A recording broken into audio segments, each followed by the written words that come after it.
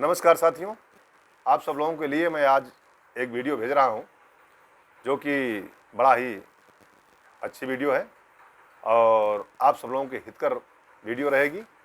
और साथियों, आज ये वीडियो में हम पारिवारिक वीडियो ज़्यादा बनाते हैं साथियों, समाज के लिए, कि समाज हमारा आगे बढ़े, किसी भी प्रकार का कोई उनके अंदर कमी ना हो ताकि उनको दिक्कत हो। इसी मद्देनज़र देखते हुए मैं वीडियो बनाता हूँ साथियों। और इस वीडियो को आप देखेंगे, पूरा से देखिए, समझिए और इसको अनुसरण जरूर करिए और चैनल को सब्सक्राइब भी करिए साथियों, और लाइक भी करिए, शेयर भी करिए साथियों। तो साथियों, अब प्रारंभ करता हूँ हम। साथियों, जैसे हमने ये बताया कि जैसे आपने मेहनत किया, पढ़ाई लिखाई किया, आप अच्छा या बिजनेस के माध्यम से धन का अर्जन अच्छा कर लिया, आपने बड़े बन गए और धन संपदा के आपके पास इकट्ठा हो गया, जमीन आपने प्राप्त कर लिया, बना लिया, घर मकान आपने बना लिया साथियों। तो आप बहुत लोग देखते हैं साथियों कि थोड़ा से कोई भी चीज़ अर्जित हो जाती है, जैसे गाड़ी ले लिए, घर बनवा लिए, मकान बनवा लिए, तो ऐंठ के चलने लगते हैं साथियों। उनके अंदर हम हो जाता है, किसी से बात नहीं करते हैं साथियों और सबको सम्मान देना नहीं चाहते साथियों। तो ये बात मैं उनको अवगत करा देना चाहता हूँ साथियों कि अगर आपके पास आपने मेहनत से आपने लिया, प्राप्त किया, इसमें दो राय नहीं है कि किसी की मदद से आपने किया, आपने परिश्रम किया और अखत मेहनत किया, तब आपने सबको उपलब्ध किया, ये बात बिल्कुल सत्य है। लेकिन साथियों, हमारा शास्त्र ये बताता है कि किसी भी चीज़ पर आप घमंड मत करिए। जैसे ही आप घमंड करेंगे साथियों, वैसे ही उसी तरह उसी क्षण आपका जो बना बनाया चीज़ है सब पतन के रास्ते पर चलने लगेगा।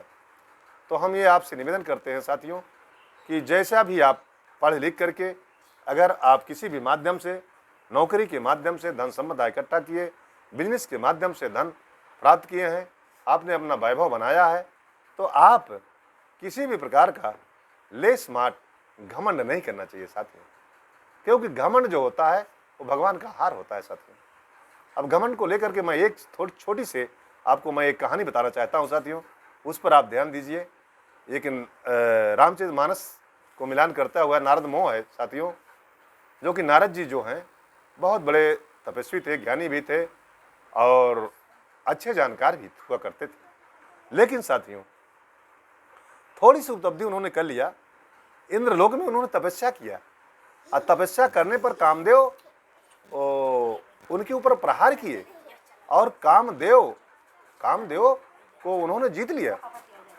जब उन्होंने साथियों कामदेव को जीत लिया तो हुआ क्या साथियों, उनके अंदर हम आ गया, घमंड आ गया। अब वो हम जो है उनको शरीर में उनके समा ही नहीं रहा है, जगह जगह भ्रमण करते हुए कहना शुरू कर दिए, गाना शुरू कर दिए।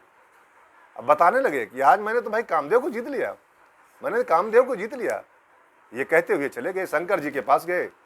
शंकर जी तो सुन लिए, भाई आप तो समर्थवान हो नारद जी, आप क्यों नहीं जीत पाएंगे। उसके बाद उन्होंने फिर विष्णु भगवान के पास गए। जैसे ही विष्णु भगवान के पास गए हैं, वैसे विष्णु भगवान ने इनकी बात को सुना और तत्काल उन्होंने कहा, जैसे इनको विदा हुए, उन्होंने कह दिया, ओहो, इनके अंदर तो गर्भतर अंकुर हो गया है, मतलब इनके अंदर तो घमंड हो गया कि मैंने बहुत बड़ी उपलब्धि कर लिया है, अब मेरे सामने इस जग में कोई नहीं है, तो अब तो इसको नष्ट कर देना चाहिए। तो साथियों, उनका समूल नष्ट हो गया।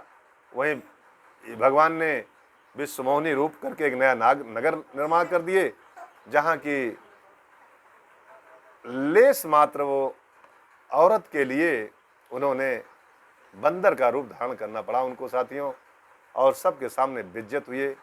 उसके बाद उनका तमाम प्रकार से अवहेलना हुई। तो घमंड होने पर साथियों इस तरह से पतन हो जाता है। जहाँ लोग प्रणाम करते थे, दंडवत करते थे, तहाँ वहाँ उनको खिल्ली उड़ाने का काम किए।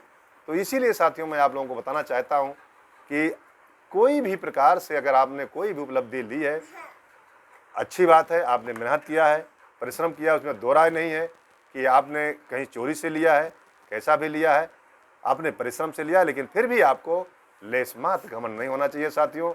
आपको यह बात होना चाहिए कि ये जो किया है, जो मिला है, ये सब प्रभु परमात्मा की देन है, उन्हीं की कृपा से सब हुआ है सब।